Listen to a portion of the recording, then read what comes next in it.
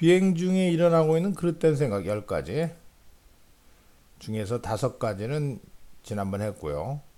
그것이 잘못됐다고 디방트, 이론이 틀렸다고 증명하는 겁니다.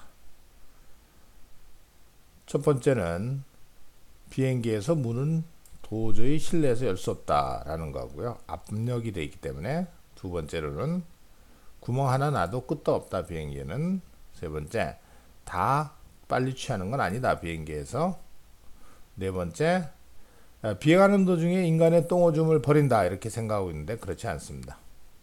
다섯 번째, 변기에다 엉덩이를 붙이고 있으면은 완전히 밀착시키지 않는 한 궁뎅이가 다 떨어집니다. 안심하게 화장실 가도 되고요. 자, 여섯 번째, 비행기에서의 그 recirculated 계속 같이 맴돌고 있는 공기가 질병을 확산한다라고 생각합니다. 앞에서 감기 환자가 있으면은 무섭죠?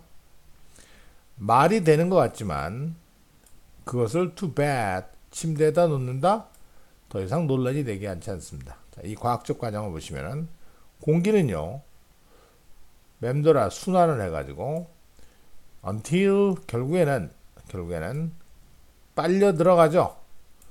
아래쪽 동체 부분으로 내려가게 됩니다. 그 아래쪽 동체 부분에서는 약 공기의 반 정도가 오버보드 기내 바깥으로 vented 배출되어 버리죠. 남아있는 부분은 필터를 통해서 통과하게 되고 그 다음에 신선한 새로운 공기의 서플라이하고 다시 리믹스드 다시 합해집니다. 엔진에서 나오는 그 다음에 사이클이 다시 시작되는. 그래서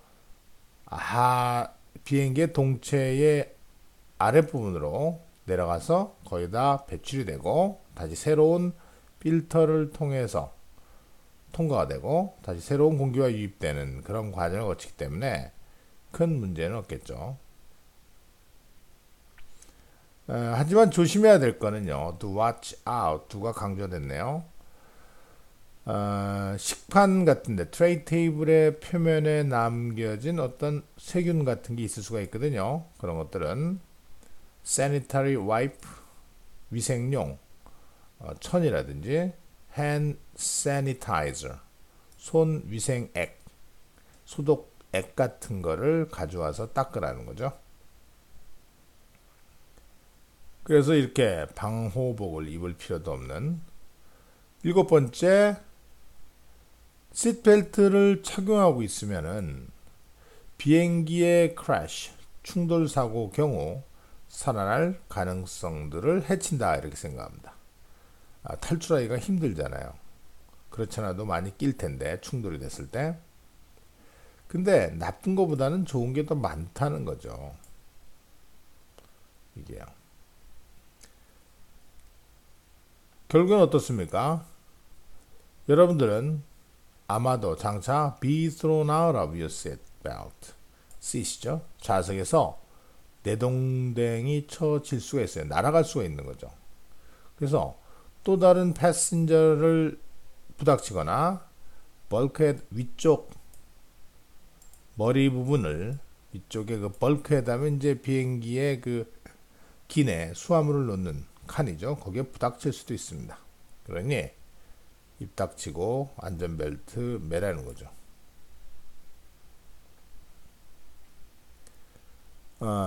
언버클링 그러면서 매고서 나중에 풀 거에 대해서 노력을 해야만 할 거예요.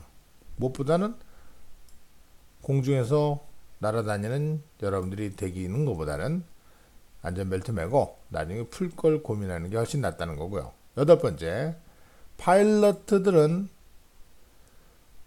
패신저들이 sedated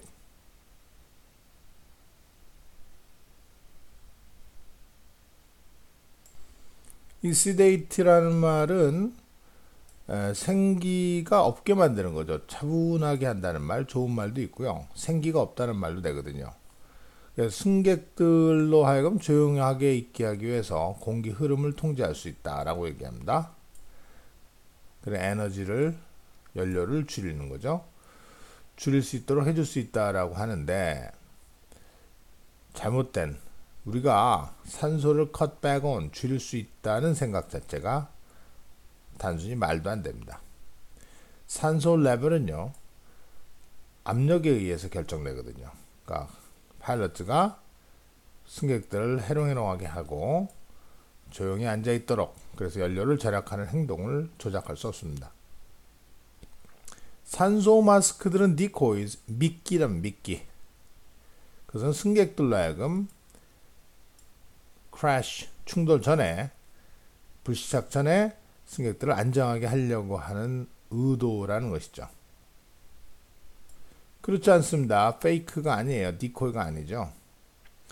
왜냐하면 캐빈이 프레셔를 잃게 되면은요 거의 그 불시착하지 않고도 쉽게 일어나는 일이 일어날 수가 있는데 비행기에 탄 모든 사람은 숨 쉬도록 남겨집니다. 숨 쉴 수밖에 없는 is lefted 수동이 되죠.